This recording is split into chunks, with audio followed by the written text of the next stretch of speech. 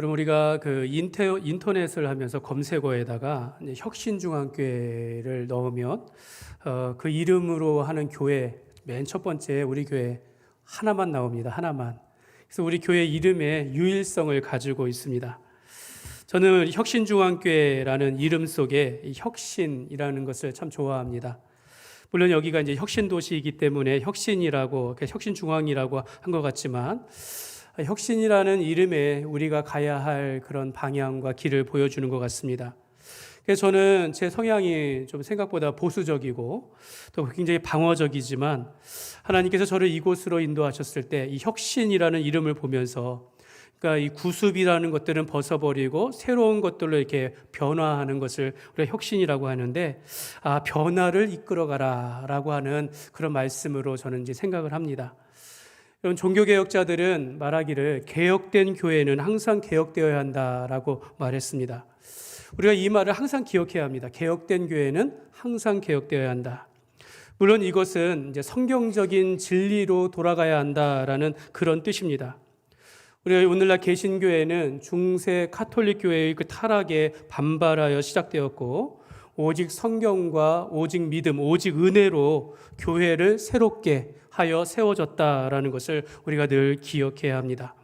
그래서 우리는 교회는 구습을 버릴 수 있어야 하고 늘 새로워지기를 힘써야 변화되는 것에 우리가 힘을 써야 합니다.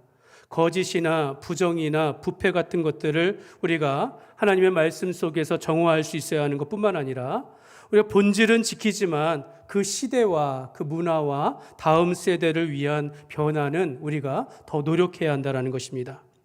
요즘 우리가 주일학교 교육을 보면 과거와 같이 하지 않습니다. 우리가 PPT나 영상이나 또는 그림들을 이용합니다. 그런 것들 또한 담다식이나 예전처럼 주입식으로 교육하지 아니하고 대화와 토론과 또 많은 것을 보면서 의논하며 그렇게 교육을 이끌어갑니다.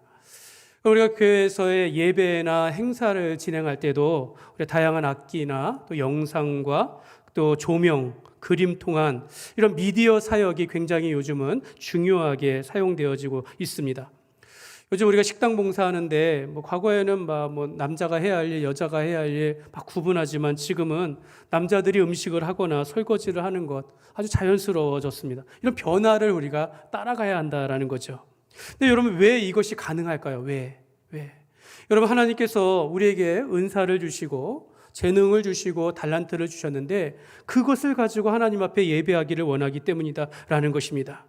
우리가 가지고 있는 다양한 것들을 가지고 하나님 앞에 헌신한다라는 것입니다. 그만큼 우리는 늘 새로워지기를 힘써야 합니다. 우리가 주의 일을 하거나 일상의 삶 속에서 이렇게 하나님 안에서 우리가 해야 할 일들, 주의 일들, 하나님이 기뻐하시는 일들을 우리가 생각하면서 살아가는 우리 삶이 되어야 합니다. 하나님은 다윗을 보고 내 마음에 맞는 사람이라고 하였습니다. 반대로 말하면 다윗은 하나님의 마음을 잘 헤아릴 줄 아는 그런 사람이었다라는 거죠. 다윗은 하나님께 묻기를 잘하였고 하나님께서 기뻐하신 일들을 생각하며 그걸 실천에 옮기는 그런 삶을 살았습니다. 오늘 이 시간에 다윗이 하나님이 기뻐하시는 일, 곧 성전을 건축하리라라는 이 주의 일을 생각하는 가운데 하나님께서 다윗을 축복하시는데요. 이와 같은 다윗이 받은 은혜와 축복을 살펴보면서 오늘 우리도 이 땅을 살아갈 때 하나님의 마음에 맞는 사람, 하나님의 마음을 헤아리며 하나님의 은혜와 사랑을 받는 그런 삶이 되시기를 주님의 이름으로 축복합니다. 첫 번째로 다윗은 오늘 누구도 하지 못한 주의 일을 생각하였습니다. 누구도 하지 못한 주의 일을 다윗은 하였다라는 겁니다. 다윗은 어려서 하나님 앞에 부름받아 골리앗과의 싸움을 시작으로 하여서 줄곧 전쟁하면서 살아왔습니다. 사울이 죽이려고 하여 도망다니는 만명 생활을 오랫동안 해야 했습니다. 사울은 기름 부음 받은 이후 여기까지 왕위에 오르면서 쉴 틈이 없었어요. 안식이 없었습니다. 유다 지파의 왕이 되어도 이 사울의 아들 이스보셋과의 그 갈등이 있었고 블레셋과의 여러 번의 전쟁을 이런 문제들이 지속되었다라는 겁니다.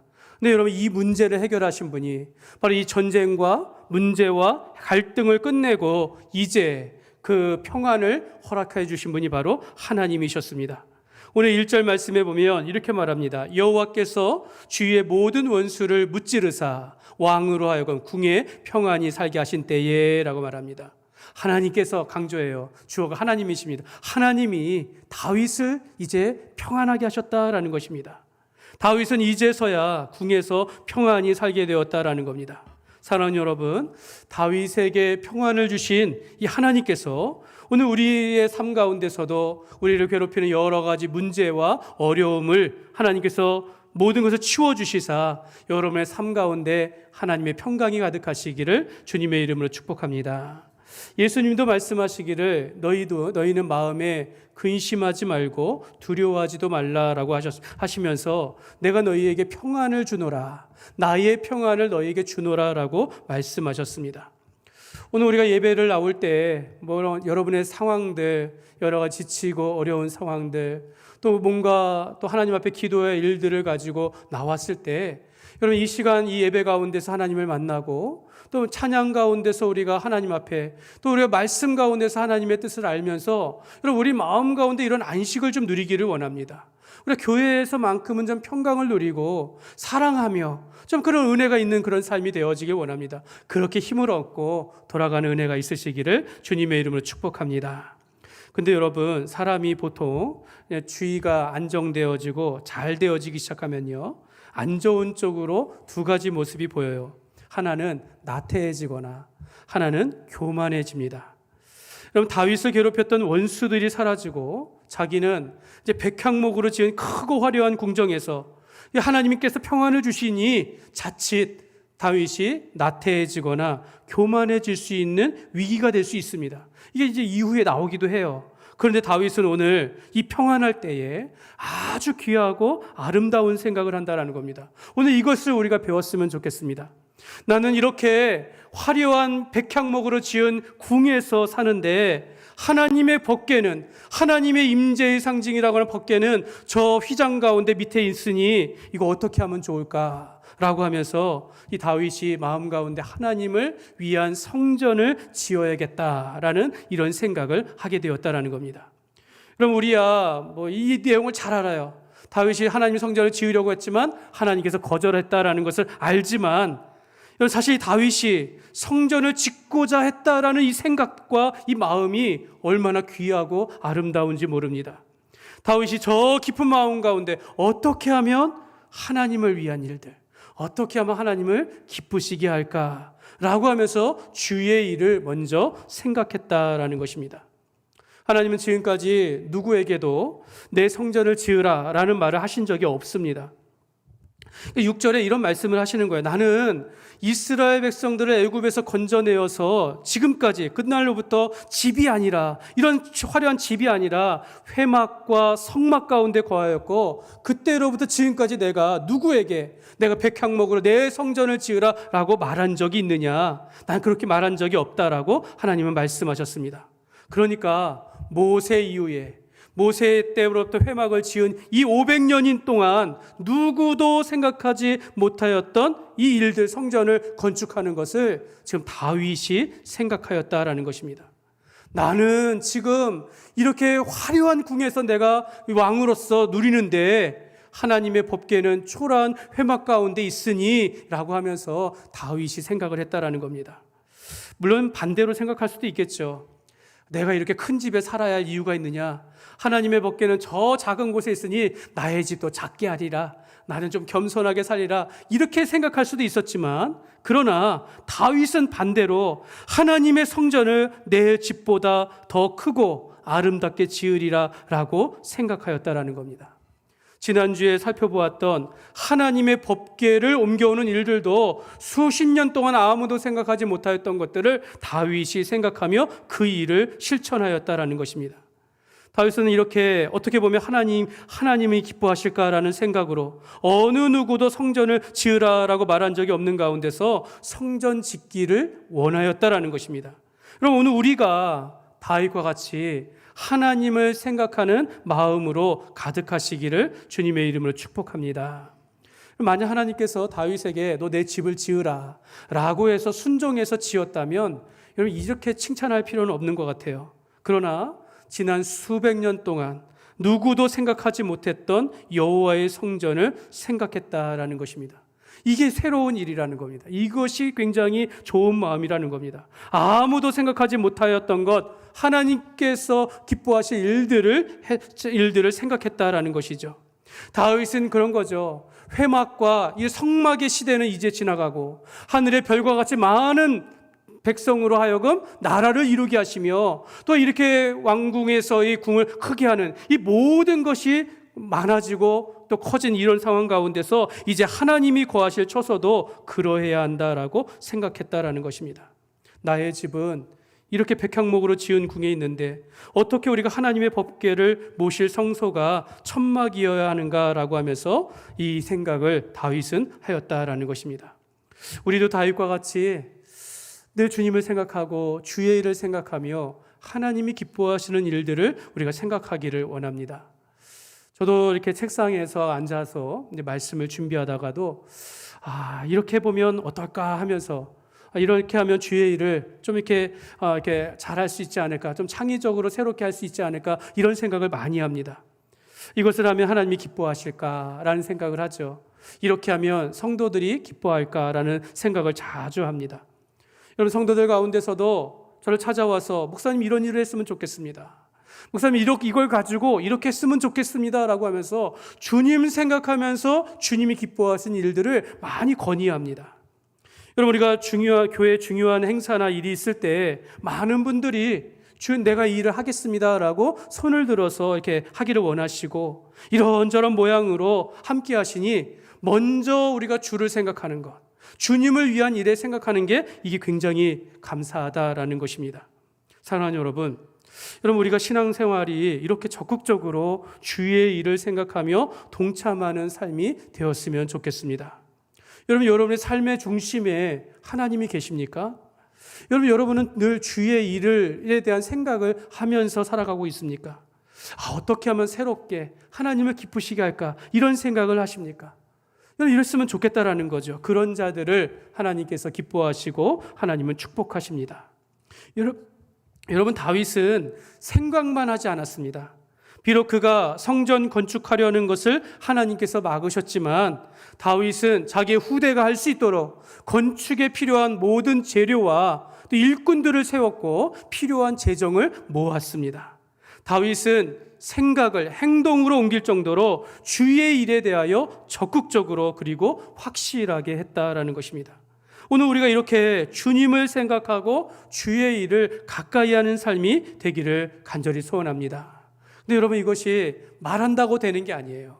제가 여러분들에게 강요해서 생각해야 합니다, 함께해야 합니다라고 해서 되는 게 아니다라는 겁니다. 그럼 어떻게 할 수 있을까요? 사도행전 7장 46절 말씀 보면 같이 읽겠습니다. 다윗이 하나님 앞에서 준비하게 하여 달라고 하더니, 아멘. 바로 이겁니다. 다윗이 성전을 지으려고 하는 귀한 생각을 할 수 있었던 것은 그가 하나님 앞에서 은혜를 받았기 때문이다라는 겁니다. 여러분, 은혜 없이 주의 일을 생각하는 거 힘들다라는 거죠. 우리가 하나님의 은혜와 사랑을 받는 사람이 주를 먼저 생각할 수 있다라는 것입니다. 사랑하는 여러분, 우리가 하나님을 예배하고 우리가 말씀을 듣고 은혜 받지 못하면 변화가 없습니다. 여러분, 우리가 하나님의 은혜 없이 하나님께서 공급하시는 힘을 의지하는 것 없이 우리가 어떻게 하나님을 생각할 수 있겠습니까? 여러분, 우리가 우리 교회에 나와서 예배하고 또 성도들이 교제하고 봉사하는 것, 여러분, 이것이 의무가 아니라 은혜가 되기를 주님의 이름으로 축복합니다. 여러분, 우리가 억지로 하는 것, 이런 것을 원하지 않습니다. 우리가 하나님 앞에 예배하거나 우리가 물질을 드리거나 봉사하거나 어떤 일을 마음을 같이 할 때에 물론 때로 내가 직분이 있기 때문에 의무로 할 수도 있겠지만 무엇보다도 먼저 강요가 아니라 우리 하나님 앞에서 은혜를 받고 하나님께서 나와 함께 하심을 그걸 믿음으로 말미암아 우리가 주를 먼저 생각하는 것입니다. 여러분, 이것을 우리가 영적인 관심이라고 합니다. 영적인 일에 우리가 관심을 두는 것입니다. 그러므로 오늘 우리가 주의 은혜로 다윗과 같이 주를 위한 생각을 하고 주님이 기뻐하시는 그런 일을 하는 그런 삶이 되시기를 주님의 이름으로 축복합니다. 두 번째로 다윗은요, 누구도 받지 못한 주의 약속과 복을 받았습니다. 다윗은 하나님의 성전 건축을 생각하며 간절히 원했지만 하나님은 그의 생각을 거절하셨습니다. 저 같았으면 삐졌을 것 같아요. 그죠?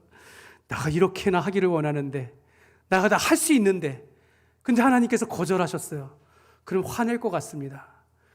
근데 다윗은 받아들였다라는 겁니다. 여러분, 우리가 하나님께서 기뻐하실 거라고 생각했는데 하나님이 거절하시고 응답하시지 않는다 할지라도 여러분, 우리가 그것을 받아들일 수 있어야 합니다. 여러분, 거절도 하나님의 뜻이 될 수 있음을 우리가 알아야 합니다. 여러분, 기도 응답에는 세 가지가 있습니다. 첫 번째는 yes입니다. 내가 들어줄게. 들어주시는 거예요. 두 번째는 no, 거절하는 거예요. 안 돼. 기도했지만 안 된다. 그건 아니다라는 거죠. 그 거절하는 것도 응답이라는 겁니다. 세 번째 wait, 기다려라 라는 거예요. 때가 되면 줄 테니 기다려라 라는 것입니다. 다윗은 이 중에 거절을 당했다라는 거예요. 여러분, 그렇다고 해서 하나님께서 그의 기도를 받지 않으신 것도 아니고 그의 생각과 그의 소원을 들으시지 않은 것이 아닙니다.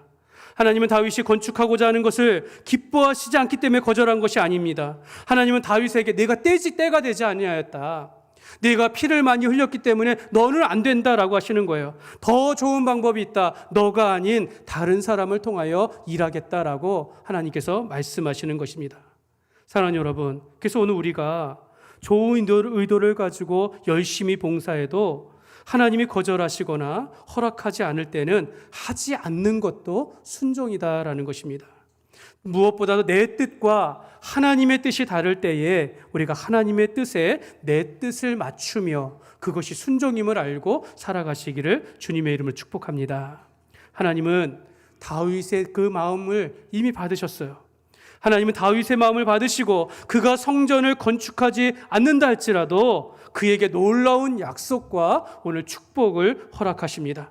그것은 다윗을 통하여서 하나님의 나라를 이루시겠다라는 언약의 말씀입니다. 그의 후손 가운데 예수 그리스도가 오시고 그가 오심으로 이 땅 가운데 하나님의 나라가 이루어지고 하나님의 그 나라는 영원하리라 라고 다윗에게 말씀하는 겁니다. 하나님은 이러한 영원한 언약을 염두에 두시면서 다윗에게 오늘 세 가지를 축복하십니다. 첫 번째는 너는 내 백성 이스라엘의 주권자가 되게 하리라 라고 하셨습니다.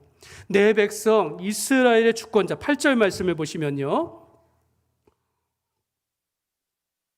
줄친 것을 보면요, 내가 너를 목장 곧 양을 따르는 데에서 데려다가 내 백성 이스라엘의 주권자로 삼고 내 백성 이스라엘의 주권자로 내가 너를 삼겠다라는 것입니다. 네가 건축하지 못한다 할지라도 너는 내 백성을 다스리는 통치자가 될 것이다 라고 말합니다. 근데 그 앞에 내가 너를 목장, 양을 따르는 데서라는 걸 보면 이스라엘의 목자가 되게 하리라는 거죠.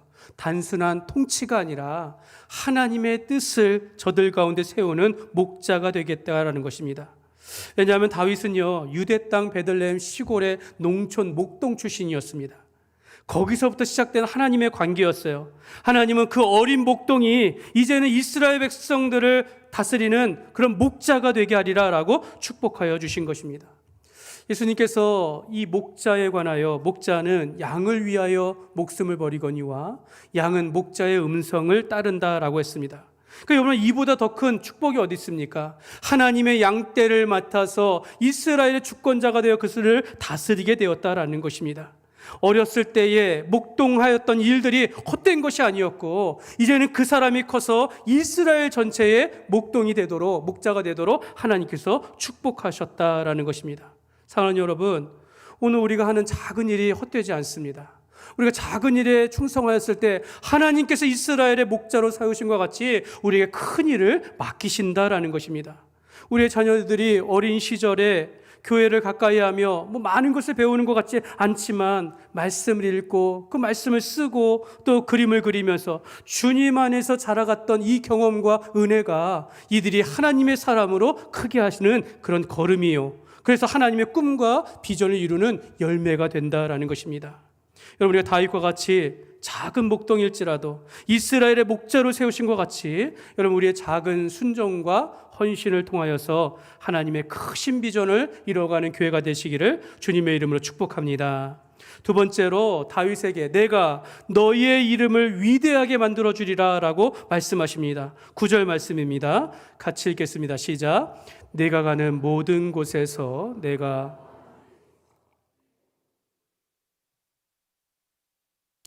땅에서 위대한 자들의 이름같이 내 이름을 위대하게 만들어 주리라. 아멘. 여러분, 역대상에도 동일한 내용이 나오는데 거기는 이렇게 말해요. 세상에서 존귀한 자들의 이름 같은 이름을 내게 만들어 주리라 라고 말합니다. 존귀하게 하겠다라는 것입니다. 여러분, 누군가 나의 이름을 기억하며 존경하는 것, 여러분, 이게 큰 명예인데 다윗이라는 그 이름을 위대하게 하겠다라는 겁니다. 오늘 우리가 다윗을 얼마나 위대하게 생각합니까? 그러니까 다윗은 이미 이 큰 복을 받은 거예요. 사랑하는 여러분, 위대하다라는 것은요, 존귀하다라는 뜻입니다. 이는 겉으로 보여지는 화려한 명성, 어떤 권력과 명, 이런 것들을 의미한 점각한 것이 아니라 그 사람의 인격까지도, 그 사람의 신앙까지도 존경하는, 그것이 바로 위대하다라는 겁니다. 그것을 존경받는다라는 것입니다. 여러분, 남자들이 그래요. 여러분, 한 가정의 남편으로서, 가장으로서 정말 열심히 일하고 가정을 위하여 수고해도 여러분, 그 아내가 수고를 알아주고 자녀들이 아빠 최고라고 하면은요, 이 아빠들은 그 인정받는 것만으로도 너무너무 기뻐한다라는 거예요. 너무 좋아한다라는 겁니다.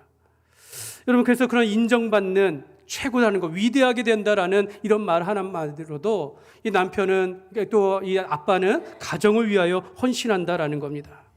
여기 계신 모든 분들 가정 안에서 서로를 이렇게 인정해주고 존귀 여기시기를 바랍니다. 특별히 우리 아빠의 수고, 남편의 수고를 좀 인정해 주시길 바랍니다. 그것이 바로 존귀 여기는 것입니다.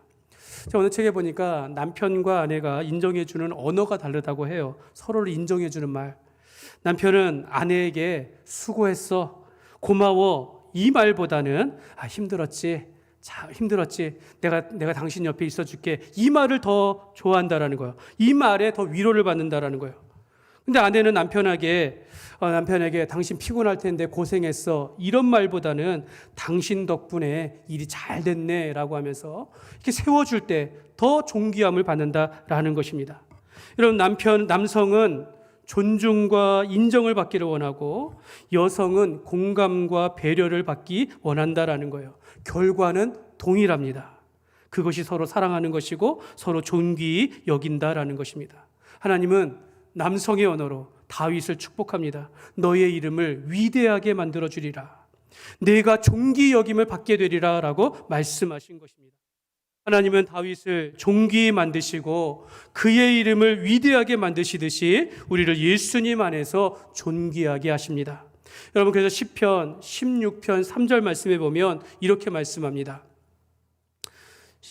같이 읽겠습니다. 땅에 있는 성도들은 존귀한 자들이니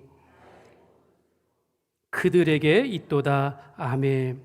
땅에 있는 성도들이 존귀하다라고 하나님께서 우리에게 말씀하십니다. 하나님의 즐거움은 성도들에게 있다라고 말합니다. 여러분, 존귀한 자로 만들어주겠다라는 그 뜻은 너는 나의 기쁨이고 너는 나의 즐거움이다라고 말씀하는 것입니다. 여러분, 이게 다윗이 받은 거예요. 너는 나의 사랑하는 자녀이며 너를 통하여 내가 기쁨을 받고 즐거움을 받는다라고 다윗을 축복하신 것입니다.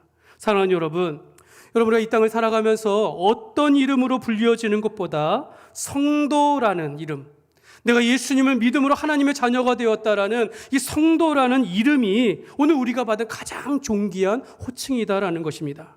성도는 하나님의 거룩한 백성이요, 또 하나님의 소유된 자녀이며 약속의 자녀란 그런 뜻입니다. 예전에 제 아버지의 절친이신 한 분이 계세요. 제가 예전에 지금 벌써 이제 8, 9년이 지났습니다. 유학을 한 지 돌아올 때 그분을 뵌 적이 있는데, 그분은 이제 아버지의 절친으로 서로 술친구였습니다. 술친구. 네, 그래서 집안에서 저 어렸을 때 술을 드시면 꼭 그 아저씨가 와가지고 항상 같이 술을 드셨어요. 항상. 그 집의 자녀들은 다 신앙생활을 잘했어요. 다 예수 잘 믿고 권사님이고 그 아내도 권사님이세요. 권사님이시고 여러분, 그런데 이분만 그렇게 그 가정과 온 가정이 노력해도 그렇게 예수 안 믿기로 유명한 그런 아저씨였습니다. 근데 그런 분이 나중에 이제 제가 귀국하고 나서 알게 됐는데 암투병을 하고 계셨던 거예요. 암투병을 하시면서 죽을 고비를 여러 번 넘기시는 가운데 극적으로 예수님을 믿기 시작했다라는 겁니다. 진짜 변할 것 같지 않았던 그 아저씨가 집에서 성경을 읽기 시작했고 예배를 드리기 시작했다라는 것입니다. 제가 그때 귀국하여서 그 모교에 갔는데 그 아저씨가 거기서 내가 처음으로 예배 그 말씀을 전하는데 그 아저씨 거기 앉아 계셨더라는 거예요. 앉아 계신 걸 제가 봤어요. 그때 제가 얼마나 감사했는지 몰라요. 그로부터 8개월 후에 돌아가셨는데요. 그 빈소에서 이렇게 그 방에 보면은 성도 누구 이렇게 써 있더라고요. 성도 누구.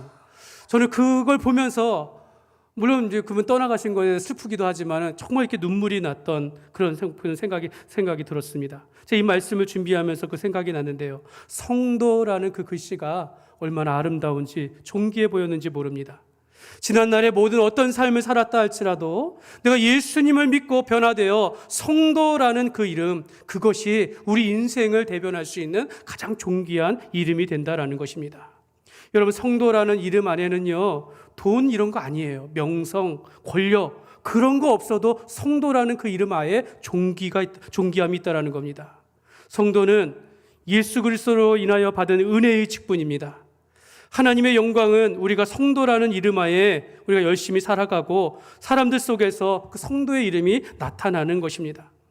우리가 장로님이 되고 집사나 권사가 되는 것, 물론 이건 더 책임을 맡은 것 뿐이지, 우리는 이미 예수님을 믿음으로 우리가 성도가 되었을 때에는 이미 하나님으로부터 많은 충만한 은혜와 그 위대한 하나님의 위대함과 존귀함을 이미 받았다라는 것을 믿으시기를 바랍니다. 다윗의 이름이 위대하고 존귀 여김을 받은 은혜 속에서 오늘 우리가 예수 안에 성도라는 이름을 받아서 영원한 하나님 나라에서 가장 존귀한 자가 되었음을 믿고 존귀한 성도의 이름으로 온전히 살아가시기를 주님의 이름으로 축복합니다. 세 번째로, 하나님은 다윗에게 내 아들을 통하여서 집을 건축하리라 라고 축복하셨습니다. 내 아들을 통하여 집을 건축하리라. 13절 말씀입니다. 같이 읽겠습니다. 그는 내 이름을 위하여 집을 건축할 것이요. 아멘. 여기서 그는 다윗의 아들 솔로몬을 가리킵니다. 여러분, 우리가 아는 솔로몬이에요. 다윗, 너는 아니지만 네 아들이 나를 위하여 성전을 건축하게 될 것이다 라고 말씀을 약속하고 있습니다. 여러분, 이렇게 보면 다윗이 성전을 건축하려고 했던 것을 완전히 거절한 것은 아니다라는 거죠. 아들을 통해서 이루시겠다라고 하시니 그 아버지의 입장에서는 이미 받은 것이나 다름이 없다라는 겁니다. 내 아들이 나를 대신하여 그 일을 한다라고 했을 때 여러분, 실망할 이유가 없지요. 그렇지 않습니까? 내 자녀가 나를 대신하여 아버지의 뜻을 이어받아서 한다고 할 때 그 싫어할 부모가 어디 있겠습니까? 하나님은 다윗을 그렇게 다윗의 대를 이어서 그렇게 그 집안을 축복하셨다라는 것입니다. 여러분, 이걸 조금 더 묵상해 보면 하나님은 우리의 아버지가 되시고 우리는 그의 자녀입니다. 하나님께서 하실 수 있는 일들을 오늘 그의 자녀된 우리에게 맡기셨습니다. 우리를 통하여 하시는 일들을 통하여서 하나님께서 기뻐 받으신다라는 것입니다. 곧 우리가 하는 일들이 하나님의 하는 일들이 되게 하고 아들의 영광이 곧 하나님의 영광이 되어집니다. 하나님은 그의 아들 예수님의 십자가의 죽음을 기뻐하셨고 이제 그 아들을 믿고 하나님의 자녀가 된 우리가 하는 일들을 기뻐하십니다. 그러므로 여러분, 우리가 주의 일을 할 때 그의 자녀된 우리를 기뻐하시는 그 하나님을 바라보시기를 바랍니다.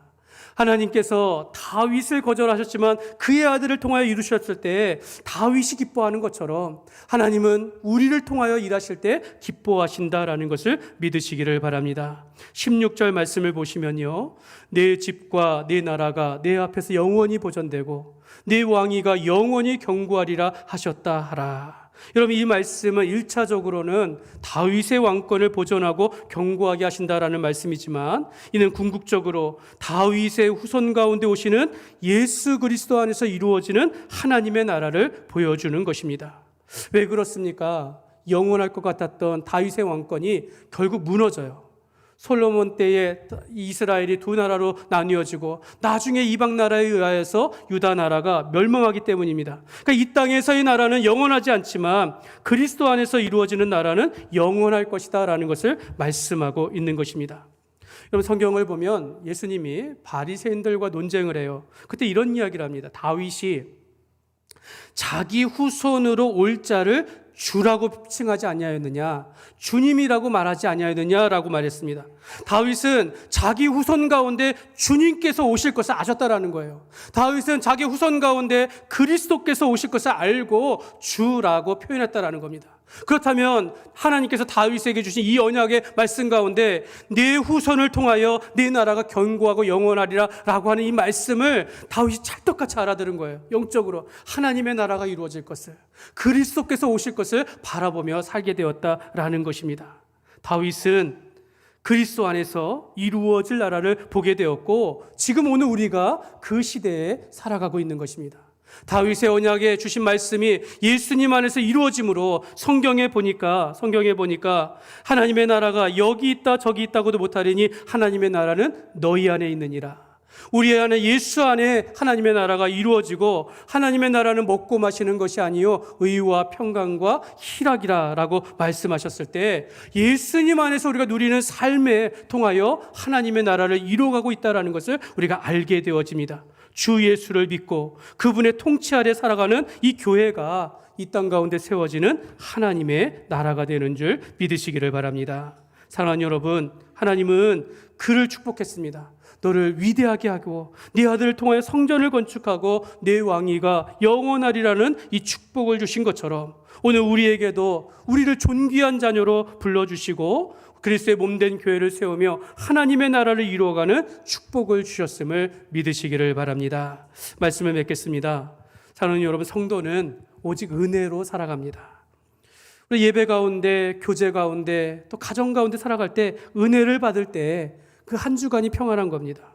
여러분, 우리가 은혜를 받을 때 더 주님을 생각한다라는 거죠. 다윗과 같이 평안할 때 우리가 주님을 바라보며 주님을 생각하는 그런 삶이 되시기를 축복합니다. 다윗은 누구도 생각지 못한 주의 일을 생각하였고 누구도 받지 못했던 약속과 축복을 받았습니다.